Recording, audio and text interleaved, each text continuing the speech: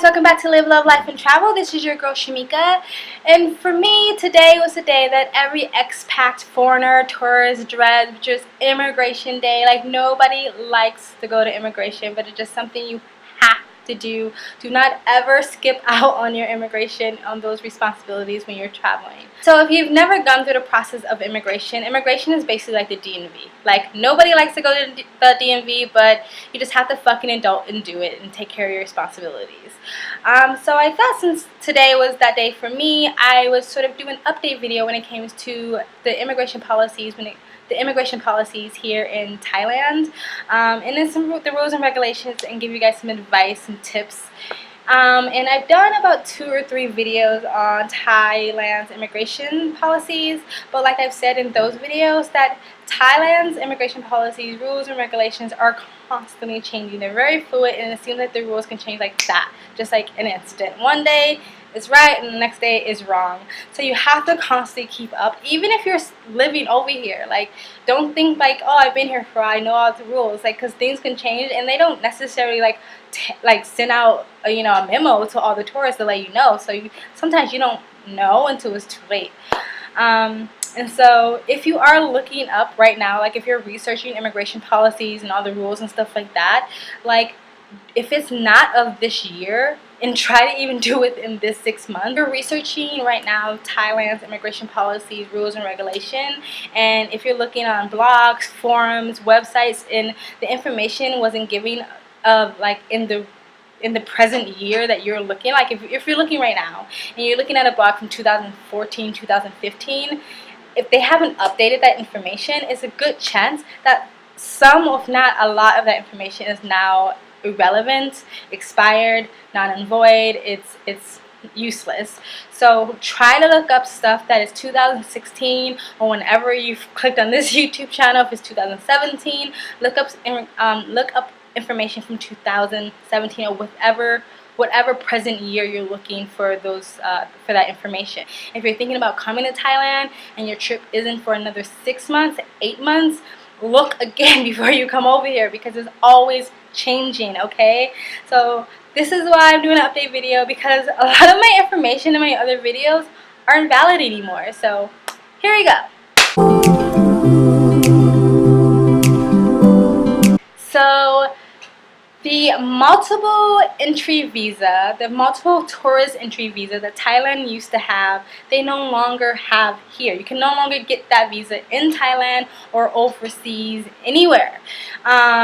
Which is a shame, because that was like the best visa to get, especially if you were on a budget, if you didn't want to spend the money for a learning visa or teaching visa or work visa or volunteer visa for the year visas. If you wanted to save money, the multiple entry visa was perfect. Like, I think it was less than $100.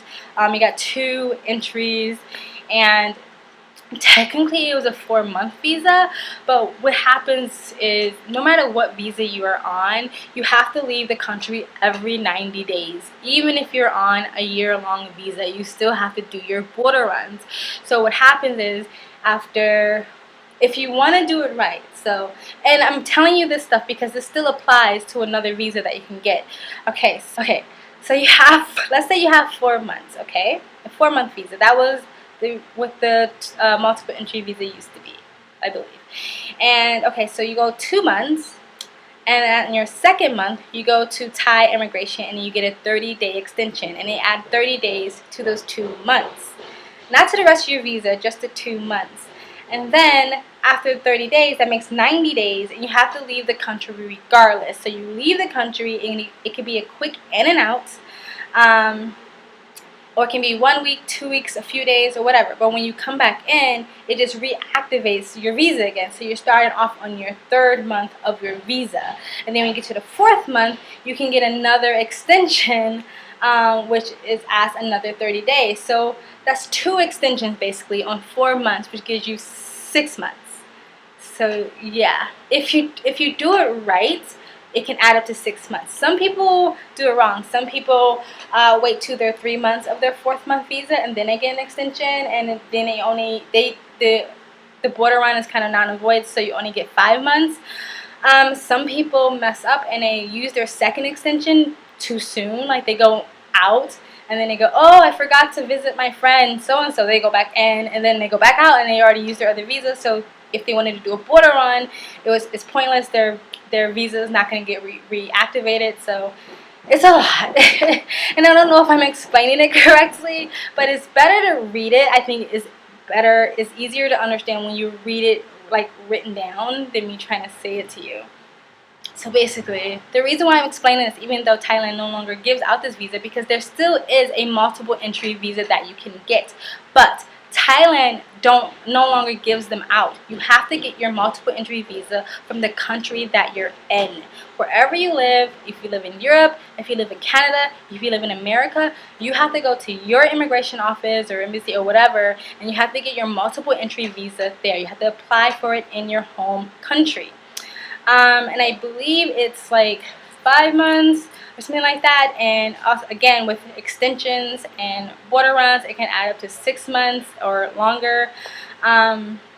And so that's a really, really good thing to do if you are planning to do a long-term stay. Even if you're not, even if you're like, I want to go, but I'm not sure if I want to stay longer. I don't think the visa is that expensive. And maybe I should have done my research before I decided to record this video, but I just stepped in and I was like, let me record this video while it's fresh in my mind. And I'll probably put some information in the description box, so check the description box for prices and stuff like that. So it's not that expensive, so you can get the visa, and then if you decide to stay longer, you already have the visa and you don't have to worry about it. That visa, the multiple entry visa, can give you pretty much a half a year of stay here in Thailand before you have to get another visa. And since you only have one visa, it's going to be easy for you to get a second and a third visa, which can stretch out to another half a year. Voila, you have a year traveling. So get your multiple entry visas before you come overseas, before you come to Thailand, before you come to anywhere in Southeast Asia. Get your multiple entry visa. Apply for it well before the time you need to get here to give yourself enough time to get it. Okay, so let's say you don't have a multiple entry visa. Let's say you just don't want one, you can't afford it, you forgot, you don't have enough time to wait for it anymore, or you're already here, whatever. You still can get a visa, but the only visa that they offer now is a single entry visa. It's technically 2 months, but just like the multiple entry visa, paired with border runs and extensions, it can add up to 4 months. I just did the 3 months because I didn't really want to go to Laos. I didn't want to have to pay to get there and then come back and pay for a place to stay and all that stuff. It just was too much, and so I just got the visa. So my 2 months turned into 3 months, and if I still wanted to, I can still do a border run after my 3 months, stretching it out to 4 months, and maybe get another extension, stretching it out to 5 months.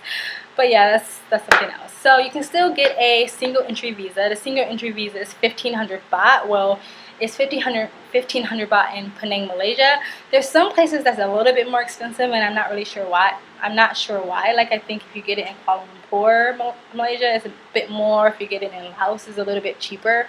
But not that much. It's not that big of a difference. So 1,500 baht is like, I don't know, like $50, $40, something like that. I'll put it on the screen. It'll pop up. So yeah, so it's not that much, but it's only one entry. So that means if you go to Malaysia and you get your visa, and as soon as you come back into Thailand, boom, you already use your one entry. If I forgot my bag over the border and I went back, then my visa will be completely non and void. I wouldn't be able to use it anymore. So keep that in mind. So once you come back over the border, you've already used your single entry, and then after 2 months, you can either do a border run and then come back and then get an extension after that, or you can just go ahead and get an extension after your 2 months and do a border run after, or just leave the country and travel somewhere else. So that's that. I heard there's another visa you can get to that's like $500,000, 500,000 baht, which is, I'll put it on the screen here, but 500,000 baht I think gives you 5 years. So yeah, that's like the VIP visa. Okay, So there's the retirement visa, and then there's the learning visa, and the working visa, and the volunteer visa. All those visas, unless you get sponsored, you have to pay for yourself, and those are the most expensive visas. But you get a year, and you still have to do like border runs and all those little things, but it just makes it easier for you. You don't have to do as much back and forth as people who are on a tourist visa or just doing border runs. So yeah, and like with a learning visa, you have to pay for the schooling and you have to pay for the visa. There are some programs where like they'll combine it for you, so it's a little bit cheaper. And with learning visas, you can learn language, you can learn massage, you can learn Muay Thai, you can learn scuba diving. So a lot of people think you just have to learn language, and if you learn language, you don't have to just learn Thai. There's other languages that they teach, like French or Japanese. And my friend gave me a little tip. He said, because a lot of people do get their learning visas, or they apply for learning, or they're here on learning visas and don't necessarily go to school, you know. And so, but if you're coming here to learn Thai, a lot of times they will test your Thai at the border, and then if you don't know any Thai, they're gonna get suspicious and wonder, why don't you know Thai? Are you actually going to school? Are you really here to learn? So my friend took Japanese because he was like, most Thai people don't know Japanese, and so they can't test them. You know, that's a little trick you can do. But there's other things you can learn, so it's not just language. Yes, and like I said, the work visa, unless you get sponsored, you have to pay for that. And I think that is probably one of the most expensive visas you can get. It's actually really expensive, and it's really hard to get somebody to sponsor you or pay for that visa for you. So if you get it, that's lucky, but don't like rely on that. Don't think you can just walk into a job and be like, I want a job here. If you hire me, you got to pay for my visa. Like, no, it's not gonna happen. And yeah, so then there's the volunteer visa.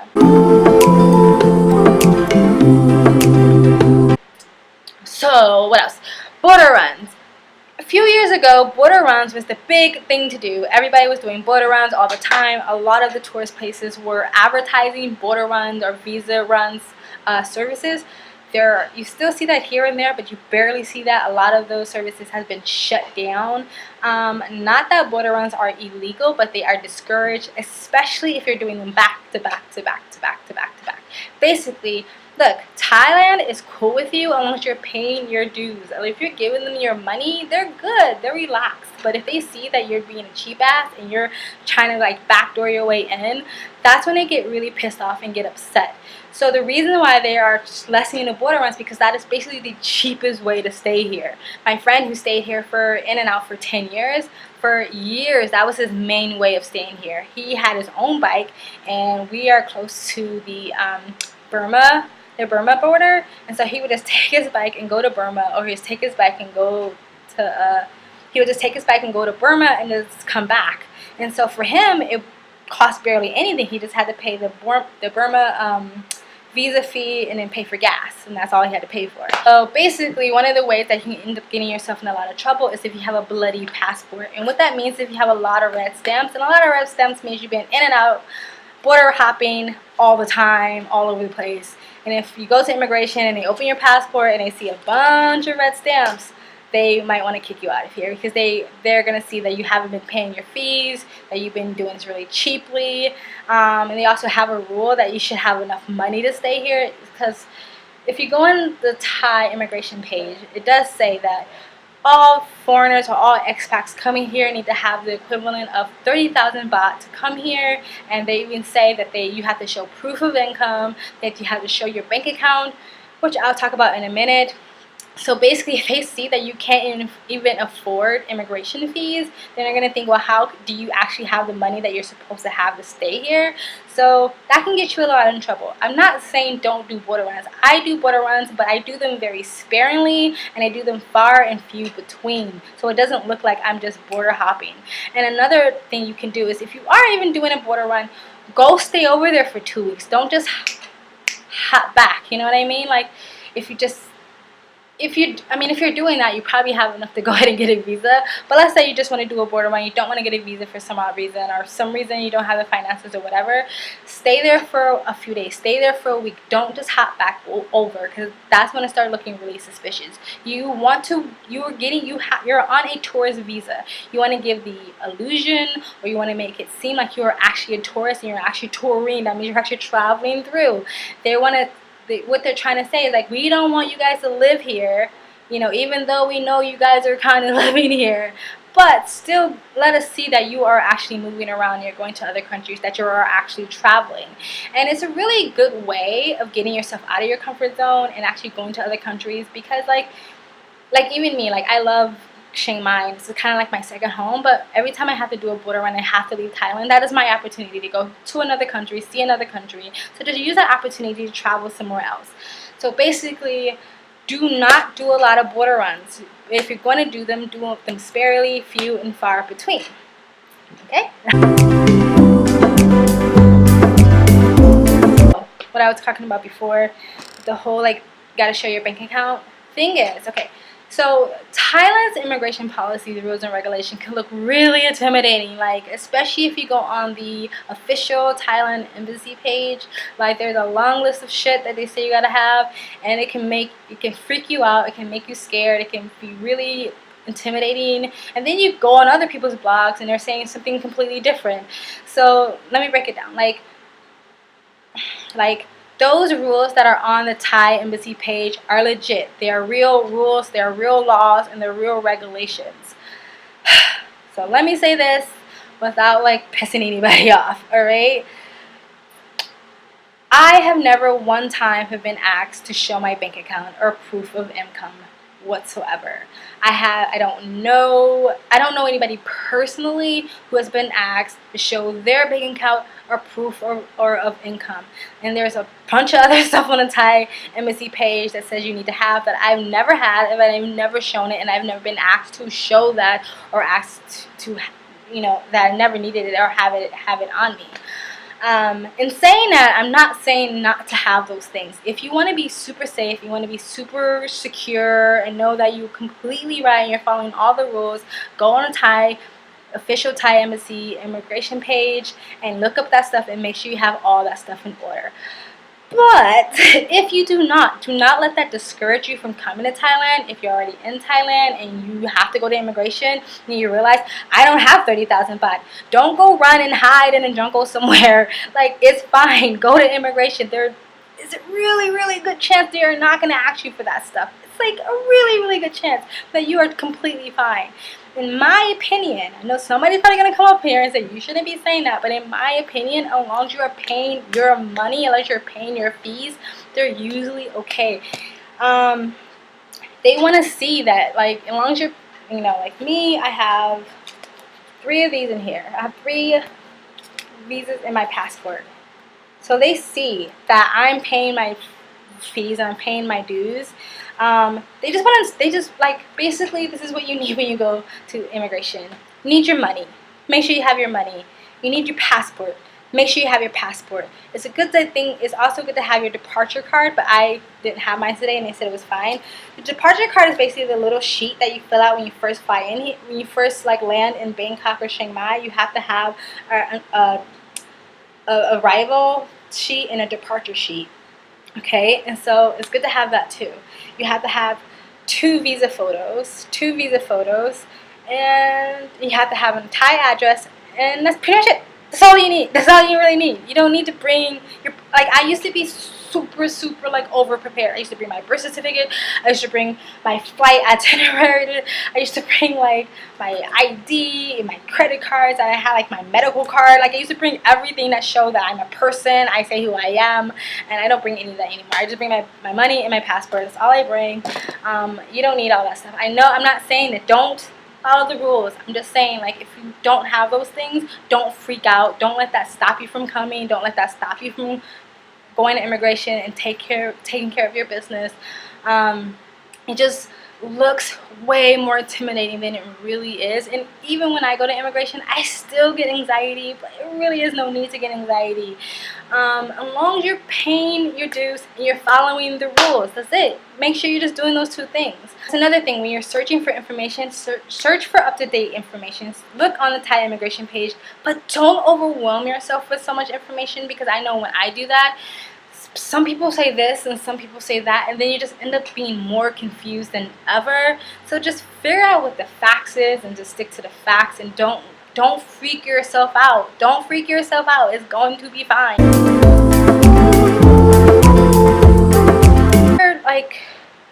let's go back to the changes. I feel like I'm all over the place here. Okay, so change number 1 was they no longer give out the multiple entry visa here in Thailand. You have to get the multiple entry visa in your country before you come over here. And that multiple entry visas paired with visa runs and extensions can give you pretty much in half of a year. The other change they have, and they've changed this 3 times since I've been here, is your size of your visa picture. This is my visa picture. I don't want to show it to you, but it used to be like way smaller than this, and then they changed the background or something, because it used to be a white background, and then they changed it to a blue background, and then they changed it from the white background to the blue background to a different size picture. So now you need a 4x6 visa picture, and you need 2 of them. You need 2 pictures, and you can get your pictures at immigration. They always have that there for you, but it's always going to be more expensive. I would recommend going to a place that's just in your neighborhood. They have a bunch of them around here. They usually have like Kodak or camera or film or something like that in front of them, and they usually do visa pictures for almost half the price. So that's where I got mine done. And you can get 2, you can get 4, you can get 6. So that was the second change. And then the third change is actually something new. And then when I went there today, I saw it. Is before they only had you fill out 1 form. Now they have you filling out 2 forms. The second form asks for your emergency contact, and they want your emergency contact's name, phone number, address, and also their work address and their work phone number. And I'm not exactly sure what they're up to with this. Like, it could just be genuinely wanting your emergency contact just in case something happens to you. I wasn't prepared for that, so I just put down like my old LA address. They don't check those things, so if you feel a little sketched out about it, like, just jot down your own address, your home address or something like that. If you want to give them your emergency contact information, no, they're going to ask you for that. So just have that prepared before you go there. Another thing you should always have with you that I always forget is your Thai address. Even if you're staying at a hotel or a guest house, just ask your hotel, your guest house for that address, and that will be your Thai address. And a phone number. I just use my foreign phone number. Sometimes they'll say that's fine. Other times they just ask you for a Thai phone number. Again, if you don't have a Thai phone number, ask your hotel or your guest house if you can have their phone number and give them that phone number. Other advice when you go to Thai immigration or when you go get your visa pictures, because it's a conservative country, you need to be covered up. Like this is the first time I ever wore this, and it's a little see-through. You can see that. And I before would have never worn this shirt because I was like too scared. But I wore it today because it's really, really hot, and I figured because I have long hair it would be fine. And the guy who took my picture said it was fine. He made me pull my hair off my face so you can see your whole face. You can't have no hair in your face. You have to take your glasses off and your hat off, and you have to be covered up to take your visa pictures. And you should also show up to the immigration office covered up, just out of form of respect. Because, I mean, they've said, like, I've heard people say, like, if you look, like, really, like, crappy, like, if you look bummy, like you've been living on the streets or you're druggy or something like that, it's a chance that they will deny you. And that's another thing. You give them your money before they even before they even approve your extension. So if you give them your money and they say they don't want to approve your extension, you have to leave the country, you do not get that money back. Is non-refundable. So that's just something else. So if you're in that situation and they keep your money, they're not scamming you or anything, like, they have every right to keep your money. So you have to pay them whether they approve you or they don't approve you. That's for immigration or visas. You pay them up front, and it's a chance, there's a small chance that you're not going to get approved and you're not going to get any of that money back. So I'm trying to make this video as quick as possible. So, and I just feel like there's so much to cover, and I feel like if this doesn't make any sense, guys, I'm so sorry. Anyway, so in Chiang Mai, they moved the immigration office, which is annoying.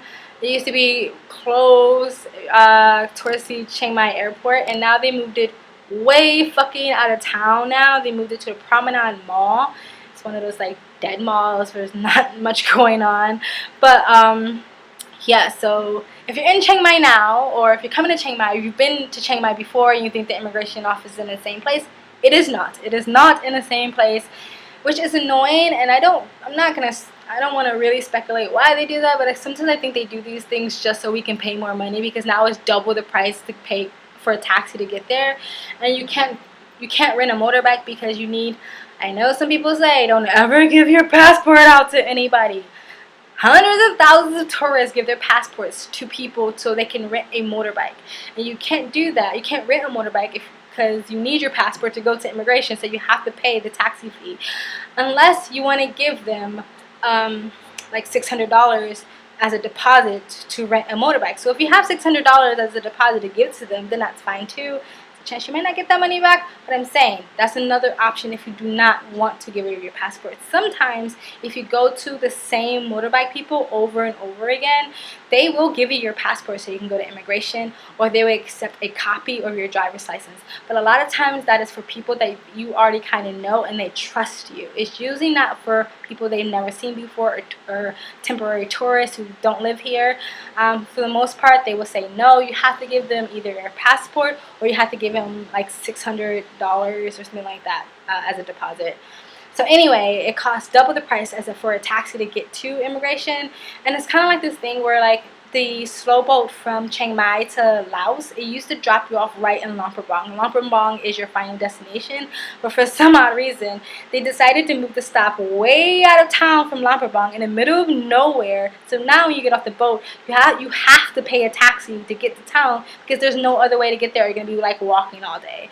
So I feel like they just did that just to get tourists to pay more money, when they could have easily just dropped them off in Luang Prabang, kept it that way, and it would have been less money for people. But whatever. Thailand runs off a tourist industry, so I totally get it. It's just a little bit annoying, but it's fine. So just to let you guys know that immigration has been moved way out of town to the Promenade Mall. It's no longer where it used to be, even though the building's still there and it's still operating. So yeah, whatever. Another thing, and this is something that I had a really hard time finding when I needed this answer to be answered, or this question to be answered, which is, what if your immigration day falls on a Saturday or a holiday when immigration is closed? What do I do then? Well, you can do the safety thing, and you can just go before your expiration date, and it will start the day your other visa ends. So it's not like you're going to be losing days if you go early. As a matter of fact, you can go get your extension 30 days prior to the day that your present or your current extension or your current visa ends, and it doesn't shorten your time. Your 30 days will start when your current extension or your current visa ends. So you can go 30 days before if you want. If you want to just play it safe. But let's say you forget, you don't want to do it 30 days before, you don't have the money 30 days before, you don't want to go early or whatever. Never fear, because they will not charge you a late fee if your day falls on a Saturday or a holiday. If you come the very next day, they will not charge you a late fee. Now, if you come 2 days later, they will charge you a late fee, but they will also charge you for the weekend or for the holiday. So they won't just charge you for the one day, because they will say, like, well, if you're really serious about getting here on time, you would have came the day later, you took advantage of the holiday or whatever. So if you come the very next day, you will not get charged a late fee. Let's talk about late fees. Every day that you're over your expiration date of your visa or your extension or whatever, that is a 500 baht late fee. 2 days, 1,000 baht. 3 days, 1,500 baht. You know what I mean? So it's 500 baht every single day. So if you're on a budget, it really doesn't make any sense to miss your days. Because, like, if you don't want to go to immigration because you're on a budget, it's just going to make it worse, because you're just going to start inquiring fees. Oh, and that's the fourth thing that has changed. And I'm going to try to, like, bullet point this at the end, because if I feel like I'm rambling, because I really feel like I'm rambling. But the fourth thing that has changed, 500 baht for every day that you're late, but it caps at like 20 or 30,000 baht. So what a lot of people were doing, because they didn't want to go back and forth with immigration, they didn't want to keep doing border runs or getting or visas or whatever, they just let that rank up. They just say, okay, you know what, it's going to cap at 20 or 30,000 baht, and I'll just pay that whenever I'm ready to leave the country, which will just end up being like $600, which if you are months and months and months over your expiration date, paying a $600 late fee isn't really that much. And so Thailand realized that a lot of people were taking advantage of that and just, you know, fucking off their immigration, fucking off their visa, and just paying the, you know, the late fee cap and before they left the country. So now they have another rule, like every week, month, or whatever, how longer you're late over your fee is the amount of times you're going to be banned from Thailand. So I think it has to be something extravagant. Like if you're like 30 days late, then they're going to ban you from Thailand for like half a year. If you're like 6 months late, then you get banned from Thailand for 3 years. If you're like later, you get banned from Thailand for 5 years. That's not exact, but I'm just giving an example. So that's no longer like, you can no longer do that anymore unless you're just not planning on coming back to Thailand for a while. Now if you're just a few days late, don't worry, that's fine. It's when you start to be overly late is when they will ban you or blacklist you for Thailand for a certain amount of time. I don't have any more advice or tips. I just say if you're gonna go to immigration, because now they have like a different policy where, because the old immigration system was you get there really early, like 8 a.m. and it's a long line and you don't leave until like 4 p.m. or whatever. Now it's a little bit different and they're making it a little bit quicker, which is great. So if you get there before like 12 or 11 or something like that, before their lunch break, if you get there like early, you'll probably be out before lunch.